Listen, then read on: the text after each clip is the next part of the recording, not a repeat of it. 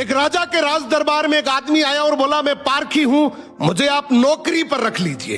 राजा बोला, नौकरी पे तो रख लूंगा, पर तनख्वाह 1 रुपए नहीं दूंगा, सिर्फ 1 पाव गुड़ और घुंघरे मिलेंगे। पारखी बोला, ठीक है हुजूर। कुछ ही दिन बाद राजा एक घोड़ा खरीद कर लाए।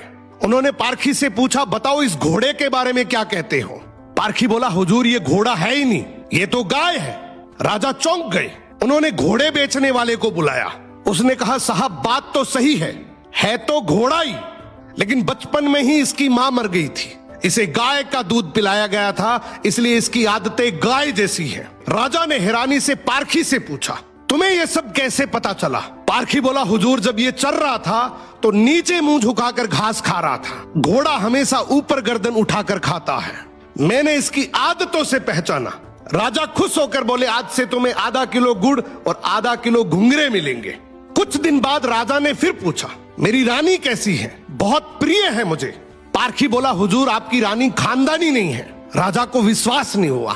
उन्होंने ससुराल जाकर पूछा, वहां दादी ने बताया, बचपन में इसकी मां गुजर गई थी, पाला तो मैंने है, मगर दूध इसे दाई मां ने पिलाया है। राजा ने पारखी से फिर पूछा, रानी के बारे में तुझे कैसे पता। पारखी बोला, हुजूर इसके स्वभाव से खानदानी रानी में शालीनता होती है, मगर ये नौकरों पे चिल्लाती है, गाली देती है, इसकी आदतों से पहचान गया कि ये खानदानी नहीं है। अब राजा बोले, चलो मेरे बारे में बताओ। पारखी बोला, जान की माफी दे तो बताऊं।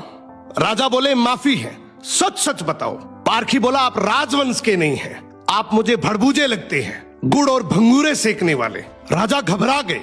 जाकर अपनी माँ से पूछा, माँ सच बताओ वरना मैं मर जाऊंगा। माँ रोते हुए बोली, बेटा बात तो सच है, जिस दिन तू पैदा हुआ था उसी दिन महल के पास एक भड़बूजे का भी बेटा पैदा हुआ था, तू मर गया था और मैंने राजवंश बचाने के लिए उसके बेटे को लिया, वो तू है। राजा ये सुनकर दुखी भी हुए और खुश भी हुए। इंसान की पहचान उसके चेहरे, कपड़े या खानदान से नहीं होती, उसके चरित्र से होती है। किसी को भी केवल उसकी शकल, सूरत, पद या घर देखकर मत परखो, उसकी आदतें, उसका व्यवहार ही